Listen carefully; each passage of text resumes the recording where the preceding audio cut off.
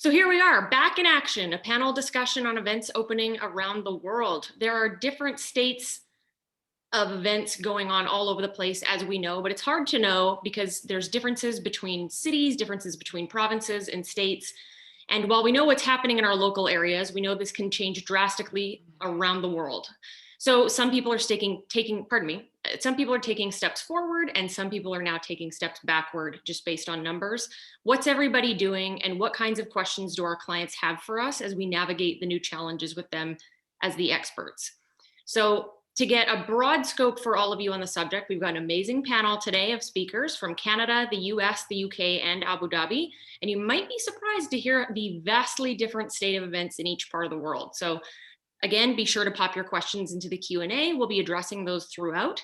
And just to go over some quick housekeeping matters for today's webinar logistics, there will be a recorded version of this webinar available and posted in the next day or two. So you can look out for that if you weren't able to join us live today, or if you want to come back and rewatch.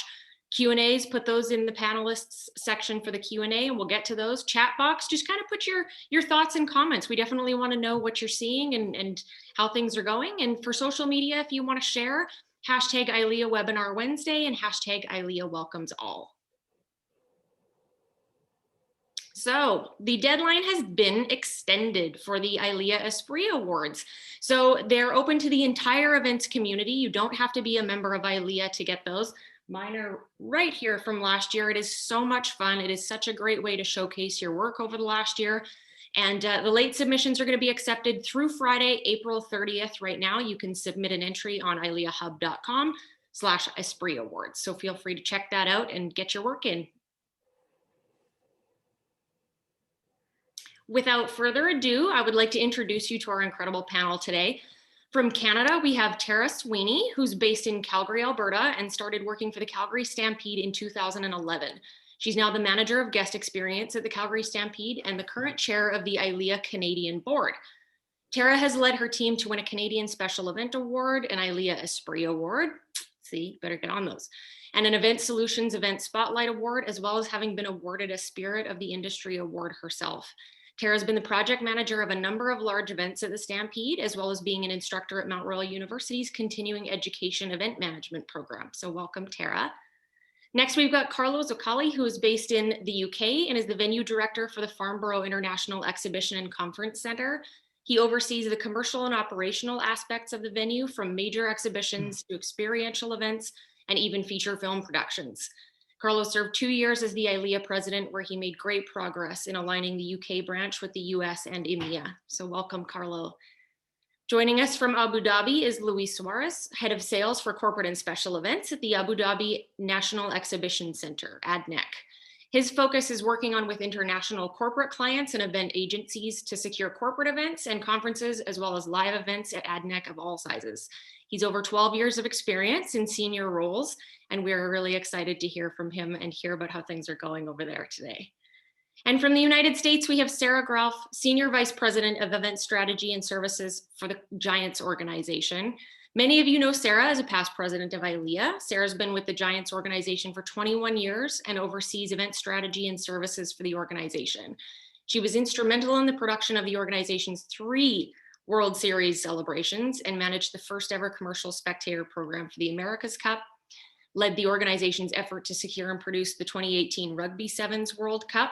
And in 2010, she initiated the Giant Race, which has evolved into an annual health and wellness initiative for the club, operating in 4 cities and drawing 20,000 participants to the San Francisco events, which is unbelievable. We're so grateful. Sarah is also going to be today's panel moderator. So Sarah, if you'd like to kick things off, we'll get started. Great. Thank you so much, Chelsea, and hello to everyone literally from around the world. I was shocked when I started to see all the locations pop up. So thank you. I think this is a true testament to ILEA's international reach, and we're thrilled to be having this global conversation today. So to get things started, I just wanted to quickly go around our panel and get a state of affairs. How are things looking in your region? Luis, I think we'll go ahead and get started with you over in Abu Dhabi. Hi, thank you so much for allowing me to start. So first of all, good evening to everyone from Abu Dhabi. What is happening here at the moment is the COVID situation is stable at the moment. We are going underway of a massive vaccination rollout. We already have half of the population of the country is already vaccinated, which is great. And we can say that Abu Dhabi is officially open for safe events. And we, as a venue, have already hosted our test event, which I'll be happy to talk about late February. And we are currently organizing what will be the events in the coming months as well. Fantastic, thank you. And Tara, how are things out in Alberta? Thanks, Sarah. Well, we've taken a little step backwards. Unlike many other places, we actually, in Alberta alone and in Canada, we were able to open for a few months back in the fall for certain types of events. And unfortunately, the COVID situation got worse over the holidays, and we've essentially been shut down. And we're in a third stage here, like many other places. And so we're in a holding pattern essentially right now, where we're hearing that the vaccinations are ramping up. There is hope that the majority of the population in Alberta will be vaccinated, hopefully by end of June. And so we are essentially kind of on hold. We are a big festival that happens in our city every year in July, actually, is the Calgary Stampede. It's our 10-day festival. And so we are actually planning for it to go ahead, but we don't know yet what that's going to look like or what the numbers will be. So yeah, we're in a bit of a holding pattern over here. Holding pattern seems to be the modus operandi for a lot of people right now. It's always a little bit of a stop start, but Carlo, maybe you can give us some insight into how things are looking in the UK. Yeah, definitely. Look, very similar to Taro. Look, we were allowed to restart in the autumn and the fall of last year, and then quickly went back into another lockdown, which we're slowly coming out of.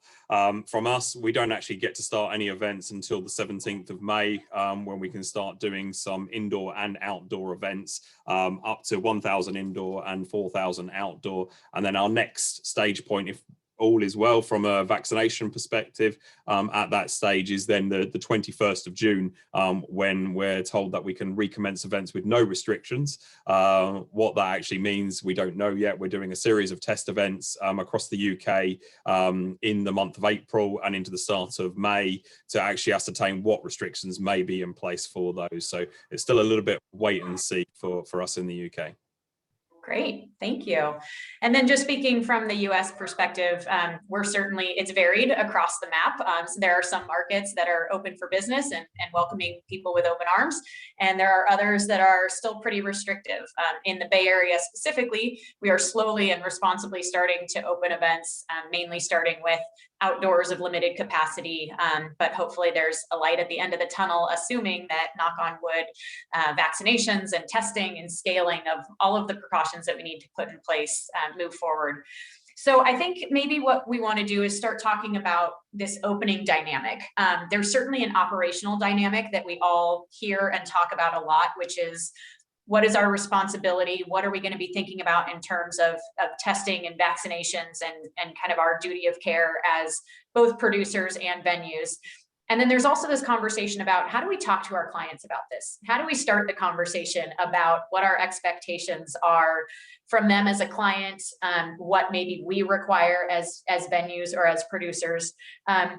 So Luis, maybe you can tell me a little bit, since you guys have a test event that's been completed, maybe you can talk a little bit about that and about what is the level of expectation that you're starting to set as you're beginning these conversations with clients about welcoming them back. Sure, Sarah. I'll talk about a little bit about the start of our journey to run events. So we have our flagship event. So we wanted to test not a small event, but we actually decided to test our mega event. So the name is IDEX, and it's one of the largest defense shows in the world, and it happened last week of February. So we had a lot of time to prepare it over 2020, and what we've done is we've worked very closely with the local authorities. We've worked very closely with the Department of Culture and Tourism and with all our partners to put together a list of best practices that we would guarantee to run an event of large scale and safe. Confidence on reopening was very key to us. So we decided to go ahead with with an international event. So we had to work with airports, with airlines, with hotels around us as well. It wasn't just about the venue, but about the whole operation. So the end result was we actually had a very successful event. So we had an exhibition for 5 days with total of 60,000 exhibitors and visitors total. And what were the guidelines? So what we've done on that test event that actually worked, then together with the Department of Culture and Tourism, we put it together a series of best practices and guidelines, which are what we're working at the moment for future events.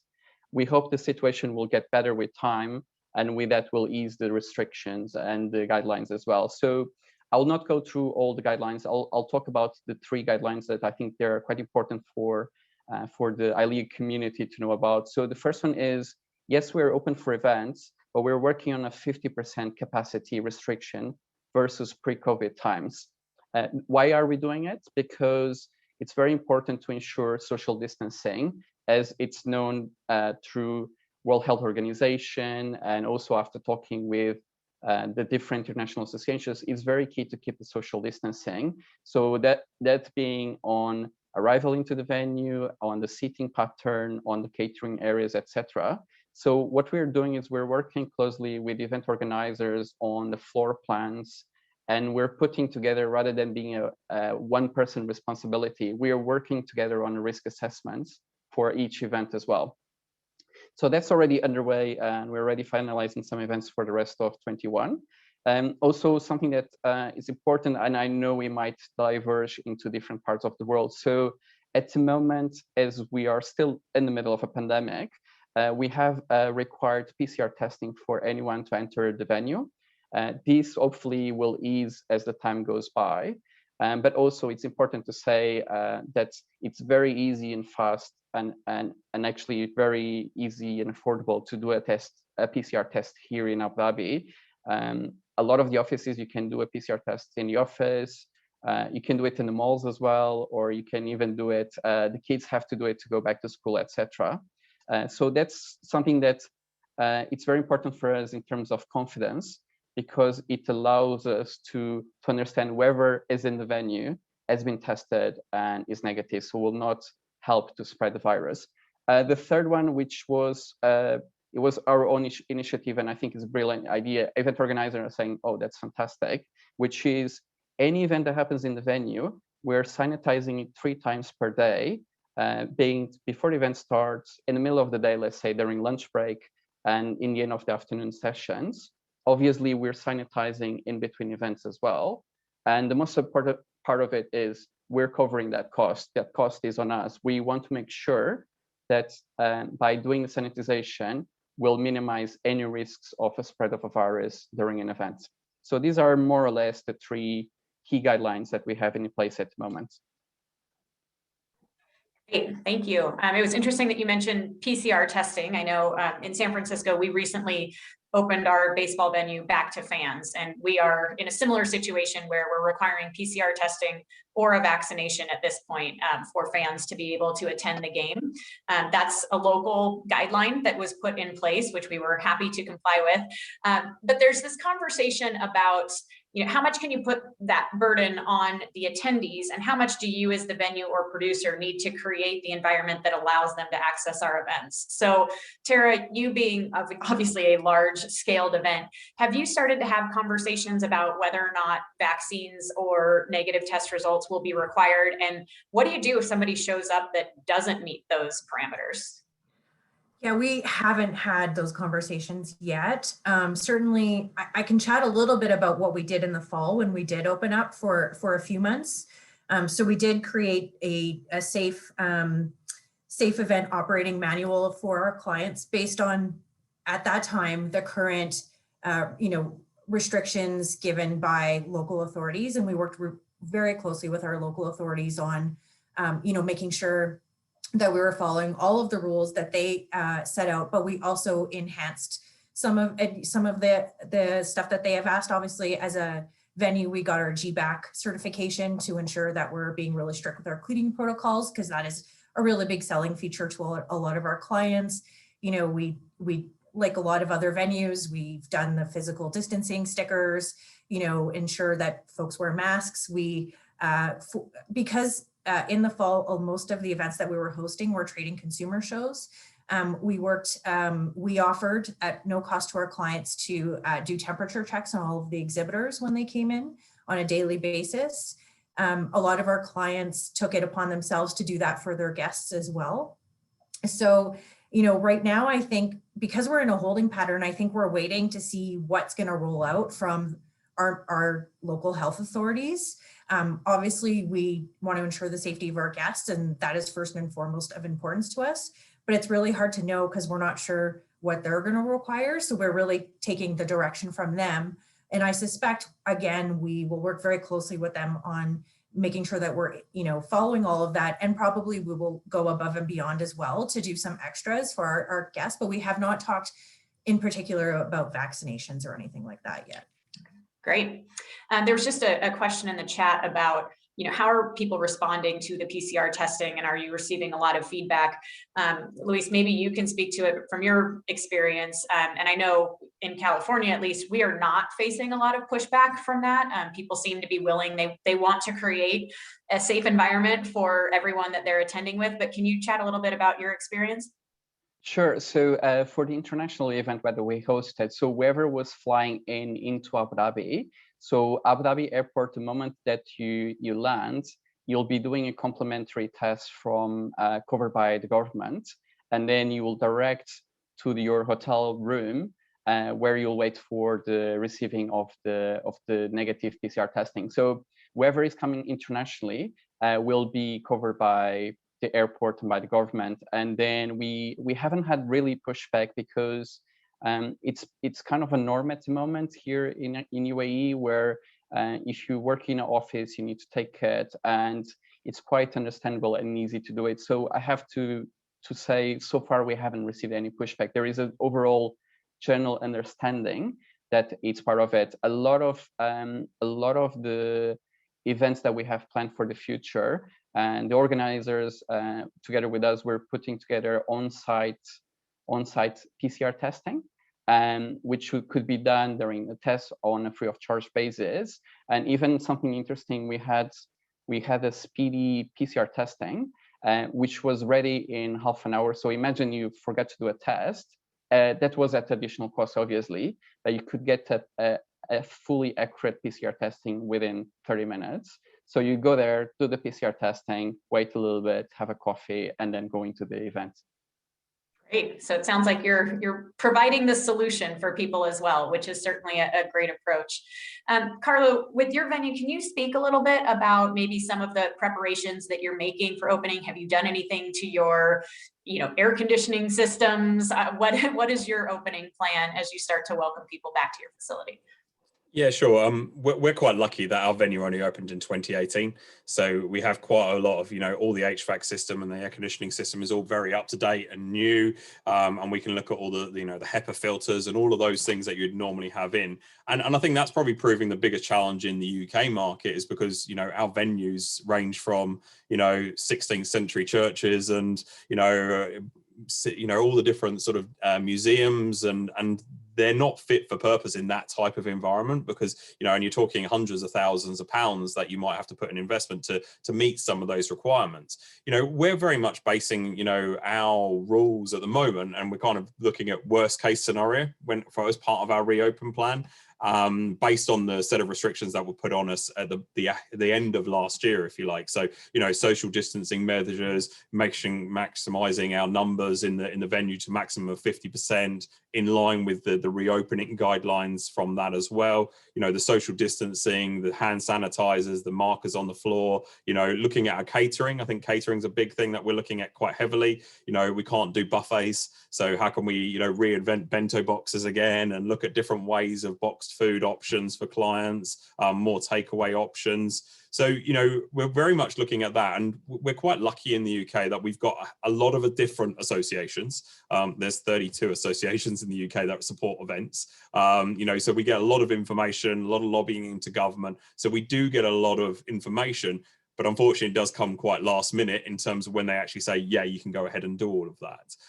You know, we'll get a briefing on the 17th of May to say you can start opening on the 17th of May. So it doesn't give us a lot of time to react to new changes. So we're just hoping that if we err on the side of caution, and I think that's what a lot of venues are doing, is err on the side of caution at the moment, to then, if it's better than that, then actually you can strip those away very easily and you can take those layers away. And it's the same as, you know, if in a B2B or B2C exhibition, is we're widening all our aisles. So our aisles are wider. We're looking at one-way systems around the venue as well, to sort of maximize, you know, our flow through the venue without having to be too many crossovers of people, and, you know, looking at how we can work around our catering areas as well. One of the biggest trends we're seeing, and we're talking a lot of our clients, you know, we've got clients, you know, who are literally starting back within 2-3 days of us reopening events, and large scales, you know, 2,000 to 3,000 people in some instances. We've pushed a lot of the early shows to a more of a hybrid event, and not when I mean hybrid online, but hybrid outdoors. So instead of being in the venue, they're indoors and outdoors. So we get a mix of that, you know, grouping indoors and outdoors. So we've got exhibitions happening, you know, of sort of 4,000 to 5,000 square meters outside, and exhibitions inside happening of about 4,000 to 5,000 square meters. So it would have been the same footprint if it was all indoors, but they're now splitting the show to create a bit more of indoor outdoor feel. You know, and that's quite innovative, that we're working with our clients to work out how we can then deliver power to those areas, you know, catering to those areas, to really make sure that our clients are, you know, getting what they need, you know, and on top of all the things that we have to do, like, you know, Luis talked about, you know, cleaning, you know, all the fogging of rooms between, you know, days of clients needing them. You know, I saw messages coming in there about, you know, UVC rays and things like that, you know, and I think there's still a lot to be discovered around that. We're not being told around, you know, that we have to do PCR tests at the moment, but there is being talk around vaccine or negative test certification. So I think that is something that we're kind of preempting that might happen. But I think the government are very much looking around the cost of that as well, because again, that would be down to the organizer or us as a venue to support that, you know, and the UK cost on that is about £100 per unit. If you're doing a private test in that environment. So it becomes very expensive. You've got 5,000 visitors to pick that up as part of your P&L, you know, and how we can support from that side. But I think, you know, we're going to be, you know, looking at how we can use our track and trace system, how people check into the venue, you know, and there are so many different aspects to it. And we're liaising so closely with all our clients. And I'm quite lucky that I've got a fantastic events team here at Farnborough who can, you know, really have been engaging throughout the whole of the process, all of last year when we're moving shows, all through this year, into that sort of reopen plan for us and then for them. Great. Well, thank you. That answer was packed with a lot of information. So I want to try to parse a couple things out of here. And I actually saw some of these pop up in the Q&A as well. But there's a lot of talk about sustainability, and especially when we're talking about the food and beverage space in a post-COVID environment where we're doing single serve packaging and everything else. How do we make sure that sustainability doesn't take a step backwards as we're, you know, opening our events again? You know, we need to make sure that there's not trade-offs, not just on sustainability. I would say diversity and inclusion is another one. Like, how are we thinking about, you know, there are certain populations that have less access to a vaccine. Does that mean that they're not able to attend these events or PCR testing or anything else? So can maybe each one of you can answer either question, sustainability or diversity and inclusion, but how do we make sure that both of those things stay paramount as we're looking to this reopening? And Tara, why don't we go ahead and start with you?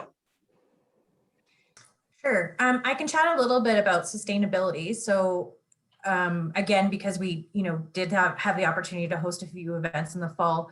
I know we've worked really hard to make sure that, you know, the single serve boxes, the to-go boxes are compostable. And as much as possible, we're trying to use compostable, you know, cups, utensils, that kind of stuff. You know, certainly it isn't ideal necessarily, but we are trying to make sure that at least that, you know, we're working within the parameters that we have, and that we are trying to make sure that the elements that we're using are sustainable.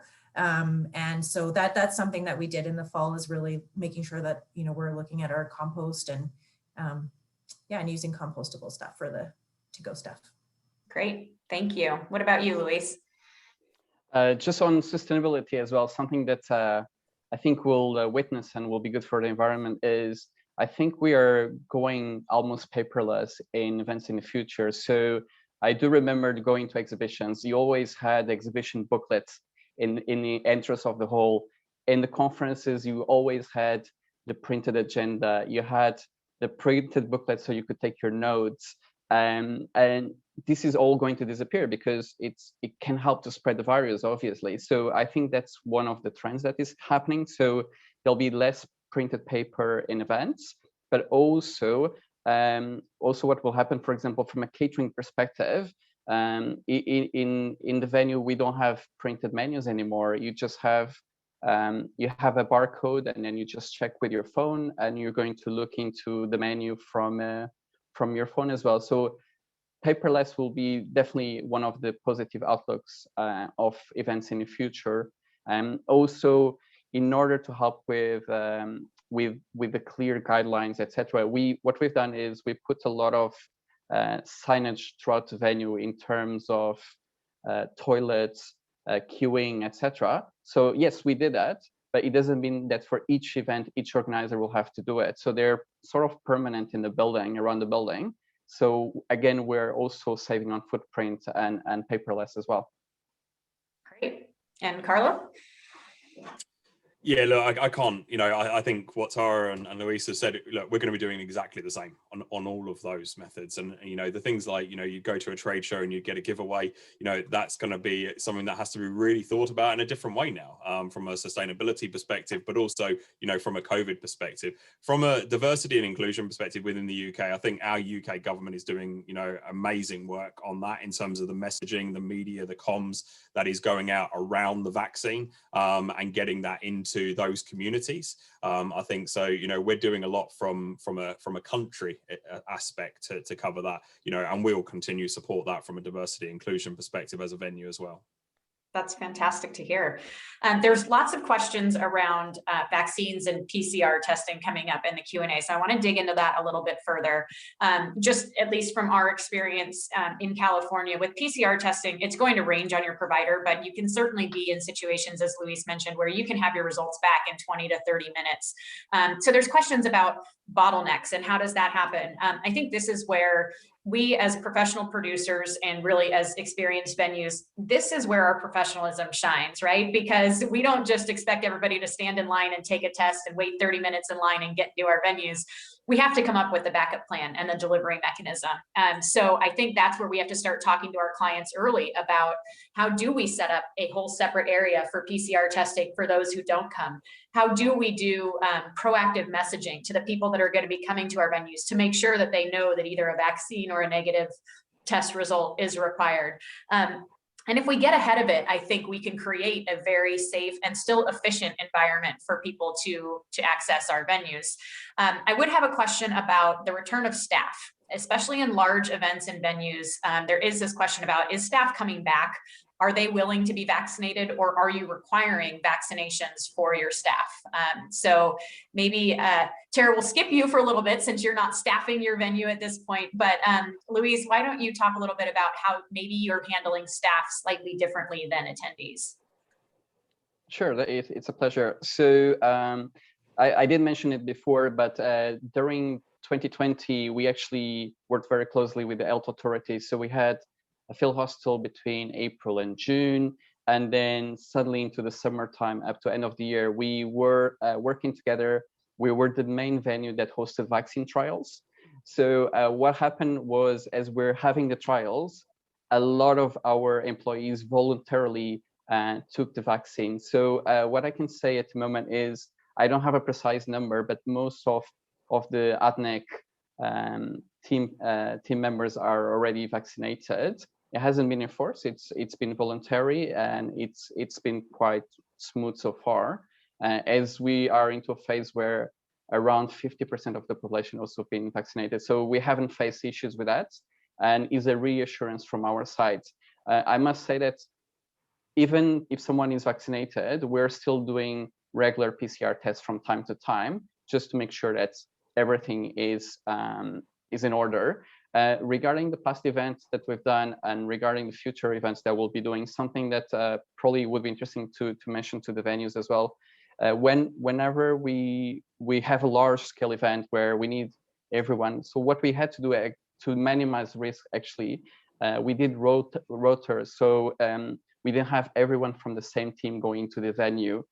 We always had a backup plan of if a team gets tested positive, what happens? So whenever you're organizing a very large scale event that requires a lot of outsources, probably need to look into having additional staffing that will be outsourced, and also have a plan in place of what can go wrong, and if goes wrong, how can you manage that? We had a lot of volunteers within the company that work in HR or in finance, but they were volunteer and they were ambassadors. So they were around the building, just telling everyone where is the toilet, or helping with the guidelines, protecting the safety of everyone. So just as we do the first big events, I think it's very important that we have the full support from the workforce, because things can go wrong. So we need to have backup plans. Great, thank you. And I want to touch on two more things on the live event space before we start to move the conversation into this hybrid world that we're continuing to evolve into. Carlo, can you talk a little bit about this idea of pandemic compliance advisors, or health and safety security officers? What is your venue stance? Are you implementing that role, and how do you start to talk to your clients about where the duty of care ultimately lies, with you as the venue, with them as the host? Yeah, no, definitely. Look, and we are involved in many associations, and one of them is the AEV, which is all about venues, and it's a group of associations with AEV, AEO, and ESSA. So as members of that, what we've got working groups, and there is a COVID working group, which then filters down that information out of government into the different working groups, which is also health and safety. So we collaborate across all the venues in the UK who are obviously members of that, to get best practice, understand what regulations need to be put in, what guidelines need to be done. But from a health and safety perspective, and we're lucky that we've got health and safety within our team, and we've got dedicated health and safety operatives that work with us. They're obviously very much helping guide our local authorities as well. So where we've got our local authority guidelines and understand, because they're obviously looking at from, we are the largest venue in our local authority. So for them, they kind of also seek to us a little bit to say, how are you interpreting the guidelines, and what are you doing to manage those risks? And making sure that then fits in with what the government are saying on that. From, COVID marshals and walking through venues and things like that, again, we're still not quite at that stage yet. And I think they're the sort of things that we started to see when we went back to events last year, where we had people sort of patrolling walkways, police telling people to keep their distance and things like that. But again, until we know more about what the government are asking us to put in place in the UK, we're kind of going with what we think they're going to ask. And that's what we're kind of telling our clients, with what the knowledge we've got from the associations, and the government advice that we've had previously.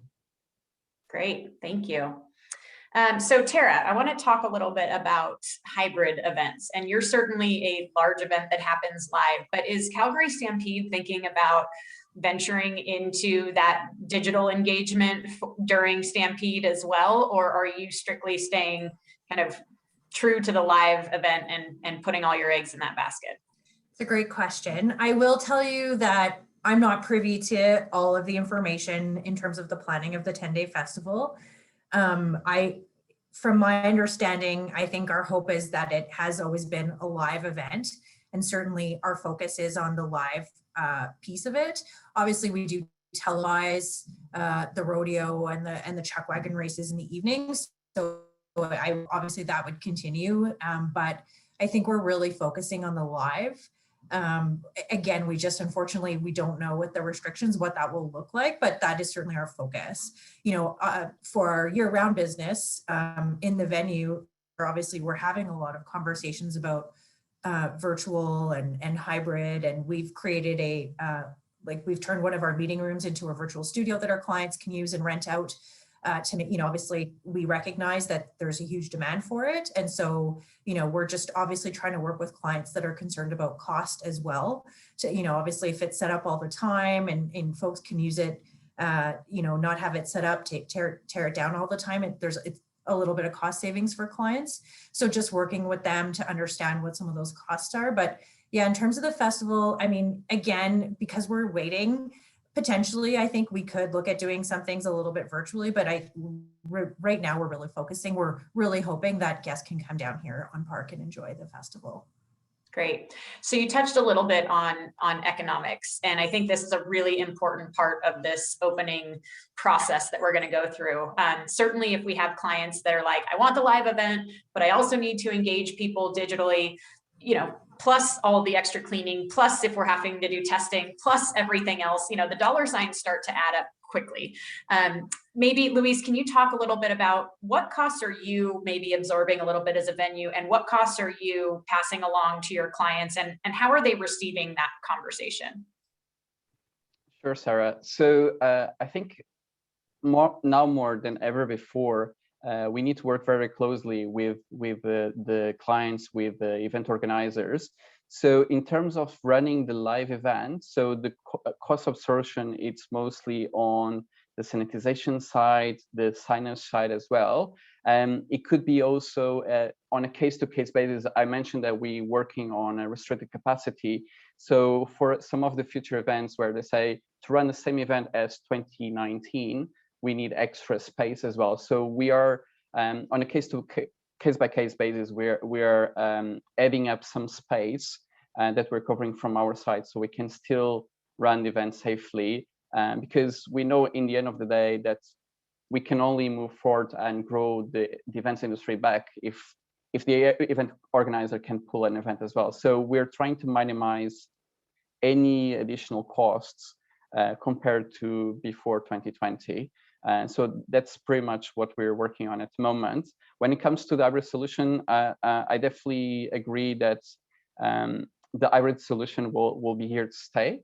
So for international events that we're working for 22, 23, big live, a lot on the association side, they do want the physical events. But in case if some of the delegates that are international cannot join, they like to have the physical location. So we're still looking at it. We're planning to build studio as well. And then we created cost-effective packages for clients to actually have that solution of AV.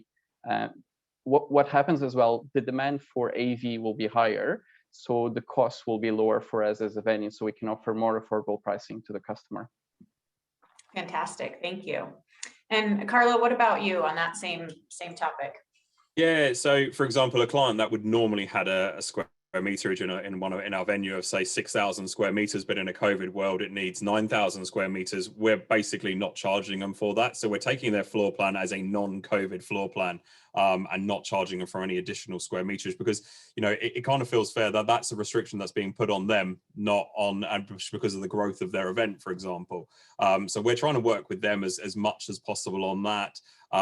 We pick up all the signage costs on site in terms of signage around the venue, so the clients know where they're moving clients around. We've also provided all the hand sanitizing elements, and all our foyers and toilets are all cleaned by us with under our package costs anyway. So we're doing all of those costs from a venue perspective, really just to try and help our clients as much as possible, because again, we went through a really hard 2020. All our events pretty much wiped out. Likewise for them, they've carried credits over for their exhibitors, and they're trying to think of different ways they can operate. So we want to give them as much support on that. On the sort of the digital side, what we're seeing is, there's still a lot of our exhibitors that we're working with to try and come up with solutions, and we're lucky enough that we help operate and manage some of our client events as well, where we do a lot of the operating, the sales support and marketing for those clients. And what we're trying to look at is solutions where a client might necessarily, from a global perspective, might not be able to physically attend an event anymore because they've been given a directive from their global corporation that they're not allowed to come back to an event in June or July. And we're just thinking of solutions. So, some of the solutions that we're looking at is, how can we increase that client's sponsorship at the show? So they, instead of them losing the money from the exhibitor stand, how do we turn that into maybe a zone for a plenary? But then they can have they still get all their brand, they still get all their awareness for the client. Then it can all be digitalized as well through the media channels, but they still get what they need, but not necessarily being in attendance. So it's trying to think of smart solutions that we can kind of look at different opportunities for all our clients. And I think communication is huge for that, right? I mean, we're seeing the same thing in our world in the sports industry. I mean, you talk about absorbing costs. Luis, you mentioned, we're all operating at 50% or some other capacities that are restricted. That in and of itself makes the venue by nature absorb a ton of the cost, right? Because just economically, you can't put on the same concert for 50% of the people and make the same money and sometimes make any money to make it viable. So I think, the more we have these transparent conversations about what we're all bringing to the table, how we're all trying to, create new deliverables for our partners so that they still have a way to reach their audiences, so that we still have a way to deliver events, so that attendees still have a social outlet and an ability to interact with other people. But we're all going to share the burden financially at some point. And so I think just being able to talk to our colleagues, being able to talk to our clients and really kind of peeling that back, maybe again, one of the unintended silver linings of this will be greater transparency in our industry with everything from pricing, to ticket costs and everything else for our events. So I guess maybe it's a pipe dream, but hopefully it's another good thing that comes out of this. Tara, can you speak a little bit about just the outdoor nature of venues, and if you're seeing people maybe gravitate more toward some of your facility because it has that backup element of always having an outdoor venue online, since that's typically being touted right now as the safest way to operate? Yeah, I mean, we're very lucky because we're on 200 acres, right? Like downtown Calgary, and we have a ton of outdoor space. So, I mean, right now, I say we're not doing anything. That's actually not true. We've had a number of film shoots taking place because they're allowed to go ahead of our parking lots and our outdoor spaces, which is great. And we have tried to have conversations with clients even by 2020 about trying to, host their events outdoors or a portion of it outdoors. We do have, we have an event that is hoping to go ahead in September that typically does have an outdoor component of their show. And we're left because we have a outdoors up out of the ground in some of our areas, and we have a lot of access to outdoor utilities. So certainly we do have those conversations, but we're just, we also have to keep in mind Calgary, unfortunately, the weather here is so unpredictable. So really we have kind of a short shelf life of when you can do that, but certainly we try to have those conversations. And I'll be curious to see going forward if more of our events in the next, couple of years do choose to put a portion of outdoors, because we do have the ability to be flexible on that. But we haven't had, again, because we're, a lot of clients are just kind of waiting to see what happens. We haven't had a ton of conversation, but certainly we have tried to have those conversations, and we are seeing some outdoor stuff definitely go ahead more so than the indoor events. Great. So one other question that's popped up is a little bit about the networking component of events. And in a pre-COVID world, networking was all about bars and buffets, right? It's all about food and beverage and that experience.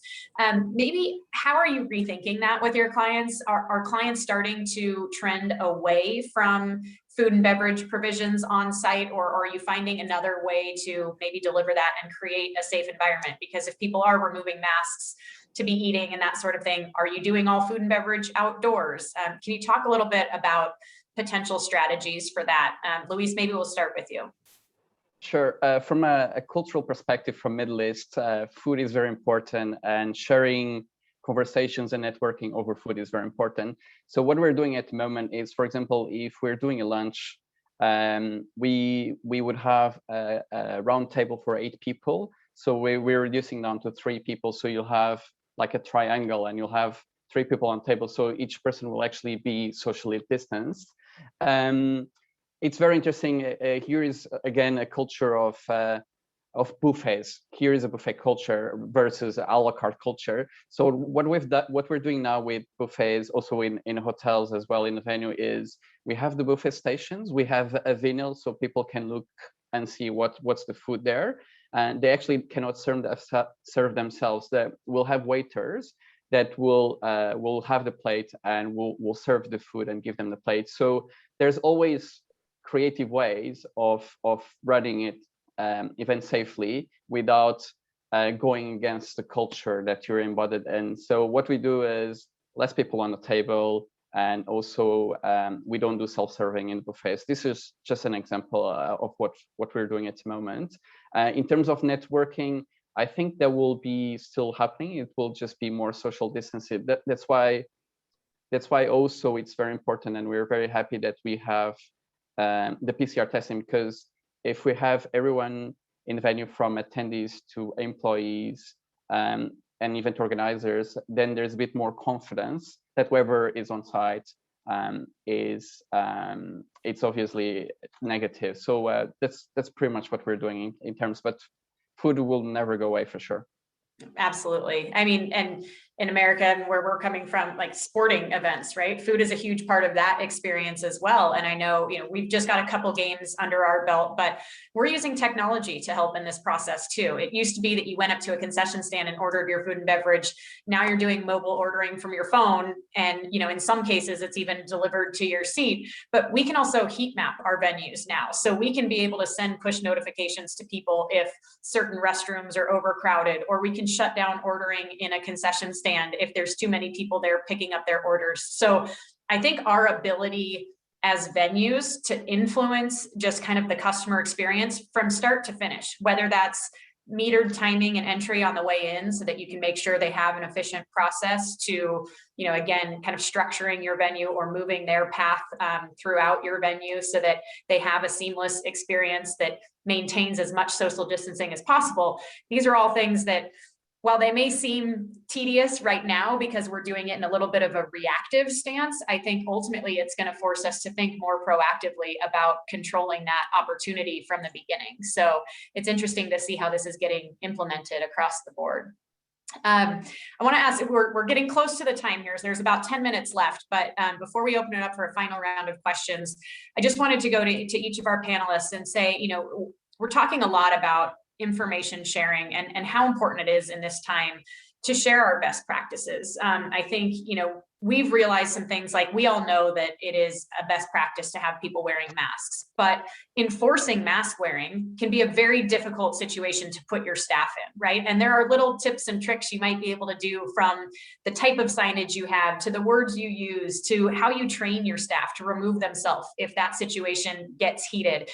These are all things that you can't put on paper, right? You have to talk to someone who's been through it. So just based on the experiences you've had before, or Tara, in your case, what you're looking toward in the future, what would be that one piece of advice that you give to a producer or a venue who is starting to get back in the game? It could be anything. It could be about, again, how they're talking to their clients. It could be about how they're staffing their venue. Carlo, why don't we start with you and see what your best nugget of advice for right now is? Yeah, good question. I would say, look, just lead by example. I think people, look to their peers and their mentors and things like that to see what we do. In the UK, everywhere you go at the moment, you have to wear a mask. So even unless you're in an outdoor setting with your friends in small groups, that's the only setting at the moment that you don't have to wear a mask in. In every indoor setting, across the whole of the UK, you have to wear a mask. So it's kind of ingrained a little bit, and it's because it's been like that for so long. We're not actually seeing that much of an issue with any of our staff. They're doing it in our offices, we're doing it in our venues, we're doing it across our site. So we're quite lucky on that side, really, from a venue perspective in the UK. Great. And Tara, what about you? Yeah, I echo what Carlo's saying, and I will say, yeah, we did host a few events in the fall, and we certainly saw, I would say for the most part, most people are compliant, but there certainly were some that really challenged our employees, which was, was tough sometimes when you have, part-time employees that just, say haven't worked in months and come to work. We talked a lot about the fact that a lot of them felt like their job was being policed, and it's a really big shift in your mentality. From normally being a guest ambassador, welcoming people, directing them to where they're going, to then having to enforce mask wearing. And that can be a real challenge. So I think it's really important to, spend time training your employees, asking them how they're doing, checking in with them, making sure they have the right tools I think when we come out of this, we're going to see some people that are not going to care at all. And then we're going to see some people that are still quite nervous about the restrictions and if we're cleaning. And so it's, again, just, I think, having to, check in with our guests, but really take care of our employees and arm them with, the information and the training that they need to deal with this. Because it is a really new part of their role that they haven't that we haven't had to manage before. So I really think, just some training and taking care of those employees. Great, thank you. And Luis? My personal recommendation is to have a very strong communication plan. Our marketing team did a brilliant job back in September time when we had no clue when we're going to reopen for events. So what we've done is we created a lot of marketing collateral. We created videos, we created a lot of photos, and we prepared a lot of social media assets. So we are happy to share any of that information to any of the event organizers, as well as we'll share it directly with the attendees and visitors through our website, through our social media pages. So the more information and the more you communicate in advance with the event organizers and with the attendees, it will reduce a little bit the risk of having any issues on site. What we do as well is all the content that we have actually created, we can do dual branding. So if the client says, oh, I don't have any videos or I don't have any information, we say, okay, these are ready for you to use. You just need to add your logo. And then we have a combined message from a venue and from an organizer perspective. Great, thank you. And I'll just end with, now's the time to double down on empathy and professionalism, right? I mean, Tara touched on it. We're all in this storm together, but we're in very different boats, and we need to be able to talk to our clients, to talk to our attendees, to talk to our, fellow colleagues, and make sure that we're creating environments where people are comfortable and feel safe at the end of the day. And this is where we set ourselves apart. This is where your ILEA network, this is where your education, this is where your experience, this is where you show that you're a true professional and that you can take responsibility for people and that you can make sure to create an environment where people are safe and can have fun and can feel a little sense of normalcy. So I would just encourage everyone, lean into your network, start sharing your best practices, share what doesn't work, because we don't want many people to repeat any mistakes, right? So again, I want to thank all of our panelists for joining us. You were phenomenal, and it's great to hear that we're slowly starting to move into a space where we're getting people back to our live events. And Chelsea, I will hand it back to you. Oh, you're on mute. It's got to happen at least once a webinar.